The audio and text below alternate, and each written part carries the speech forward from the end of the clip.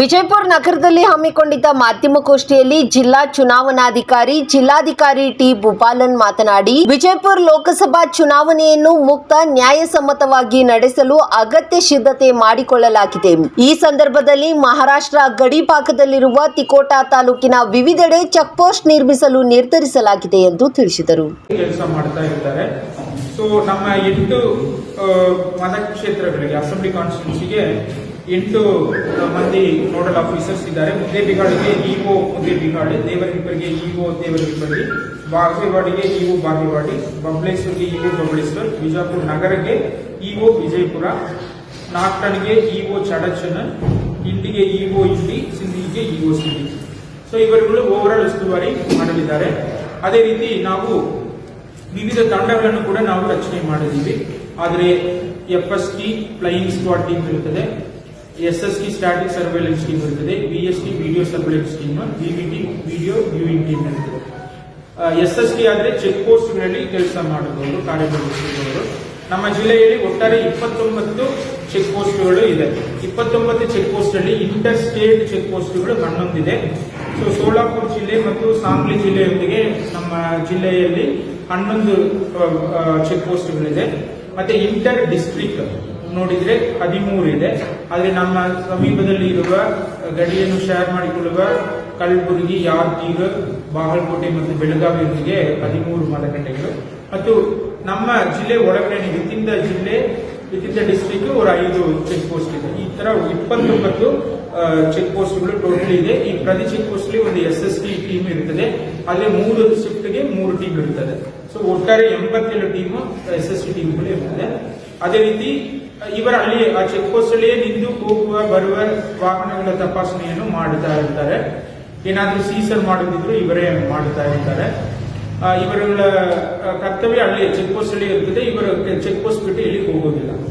ಅದೇ ರೀತಿ flying squad ಇನ್ನೊಂದು ಕ್ಯಾಟಗರಿ ಆಫ್ ಟೀಮ್ ಇರುತ್ತದೆ. ಫ್ಲೈಯಿಂಗ್ ಸ್ಕ್ವಾಡ್ ಆದ್ರೆ ಅವ್ರು ಏನ್ ಮಾಡ್ತಾರೆ, ಏನಾದ್ರು ಕಂಪ್ಲೇಂಟ್ ಬಂದ ತಕ್ಷಣ ಪರ್ಟಿಕ್ಯುಲರ್ ಪ್ಲೇಸ್ಗೆ ಅವರು ಗಾಡಿಯಲ್ಲಿ ಹೋಗಿ ಇಮಿಡಿಯೇಟ್ಲಿ ಹೋಗಿ ಆ ಕಂಪ್ಲೇಂಟ್ ಅನ್ನು ಅಟೆಂಡ್ ಮಾಡ್ತಾರೆ. ಅವರು ಫ್ಲೈಯಿಂಗ್ ಸ್ಕ್ವಾಡ್ ಟೀಮ್ ಇರುತ್ತದೆ. ಅದು ಕೂಡ ಈ ತರ ಅತಿ ಸಂಖ್ಯೆಯಲ್ಲಿ ಫ್ಲೈಯಿಂಗ್ ಸ್ಕ್ವಾಡ್ ಟೀಮ್ಗಳನ್ನು ನಮ್ಮ ಜಿಲ್ಲೆಯಲ್ಲಿ ನಾವು ಡಿಪ್ಲಾಯ್ ಮಾಡಿದ್ದೀವಿ. ವಿಡಿಯೋ ಸರ್ವೆಲೆನ್ಸ್ ಟೀಮ್ ಆದ್ರೆ ಅವರುಗಳು ಏನಾದ್ರು ಪೊಲಿಟಿಕಲ್ ಫಂಕ್ಷನ್ಸ್, ಮೀಟಿಂಗ್ಸ್ ಎಲ್ಲ ನಡೆಯುವಾಗ ಹೋಗಿ ವಿಡಿಯೋ ಮಾಡ್ತಾರೆ. ಏನಾದ್ರೂ ಉಲ್ಲಂಘನೆ ಆಗುತ್ತಾ, MCC ವೈಲೇಷನ್ ಆಗುತ್ತಾ ಅವರು ಕ್ಯಾಪ್ಚರ್ ಮಾಡ್ತಾರೆ. ಅದನ್ನು ವಿಡಿಯೋ ವ್ಯೂಯಿಂಗ್ ಟೀಮ್ ಅವರು ನೋಡಿಬಿಟ್ಟು ಏನಾದ್ರೂ ಉಲ್ಲಂಘನೆ ಆಗಿದ್ದ ಪಕ್ಷದಲ್ಲಿ ಇಮಿಡಿಯೇಟ್ಲಿ ಕೇಸ್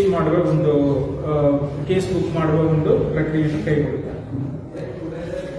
ನೆಕ್ಸ್ಟ್ ನಮ್ಮ ಜಿಲ್ಲೆಯಲ್ಲಿ ಒಂದು ಕಂಟ್ರೋಲ್ ರೂಮ್ ಕೂಡ ನಮ್ಮ DC ಆಫೀಸ್ ಅಲ್ಲಿ ಮಾಡಿದೀವಿ. ಅದೇ ರೀತಿ ಅಸೆಂಬ್ಲಿ ಕಾನ್ಸ್ಟಿಟ್ಯೂನ್ಸಿ ವೈಸ್ ಕೂಡ ಮಾಡಿದೀವಿ. ನಮ್ಮ ಕಂಟ್ರೋಲ್ ರೂಮ್ ಅಲ್ಲಿ ಸಮಗ್ರವಾಗಿ ಎಲ್ಲಾ ತಂಡಗಳು ಅಂದ್ರೆ FST, SST, VST ಎಲ್ಲಾ ತಂಡಗಳ ಒಂದು ಮೇಲುಸ್ತುವಾರಿಯನ್ನು ನಾವು ನೋಡ್ತೀವಿ. ಆದ್ರೆ ಸಾರ್ವಜನಿಕರ ದೂರುಗಳು ಕೂಡ ಇಲ್ಲಿಯೇ ನಾವು ಹ್ಯಾಂಡಲ್ ಮಾಡ್ತೀವಿ. ಈ ಒಂದು ದೂರು ನಿರ್ವಹಣೆ ಕೋಶಕ್ಕೆ ನಮ್ಮ ಉಪನಿರ್ದೇಶಕರು ಭೂದಾಖಲೆಗಳು ಇಲಾಖೆ ಶ್ರೀ ಪ್ರವೀಣ್ ಜಾಧವ್ ಅವರು ಉಸ್ತುವಾರಿ ಇರ್ತಾರೆ. ಅವರ ಮೊಬೈಲ್ ಸಂಖ್ಯೆ ಕೂಡ ತಮಗೆಲ್ಲರಿಗೂ ಹೇಳಿಕೊಳ್ತೀನಿ. ಸಾರ್ವಜನಿಕರು ಈ ಒಂದು ಮೊಬೈಲ್ ಸಂಖ್ಯೆ ಮುಖಾಂತರ ನೇರವಾಗಿ ಕೂಡ ದೂರುಗಳನ್ನು ಕೊಡಬಹುದು. 9945354447. ಈ ಮತ್ತೊಮ್ಮೆ ಹೇಳ್ತೀನಿ, 9945354447. ಅದೇ ರೀತಿ ಜಿಲ್ಲಾ ಹಂತದ ದೂರ ನಿರ್ವಹಣೆ ಕೋಶಕ್ಕೆ ಕೂಡ ನಾವು ಡೆಡಿಕೇಟೆಡ್ ಒಂದು ಲ್ಯಾಂಡ್ ಲೈನ್ ತಗೊಂಡಿದ್ದೀವಿ. ನಂಬರ್ ಕೂಡ ನಾನು ತಮಗೆ ಹೇಳ್ತೀನಿ, 08352220044 ಮತ್ತು 220223. ಮತ್ತೊಮ್ಮೆ ಹೇಳ್ತೀನಿ, ಜಿಲ್ಲಾ ಹಂತದ ದೂರು ನಿರ್ವಹಣಾ ಕೋಶ ಸಂಖ್ಯೆ 0835222002223220022.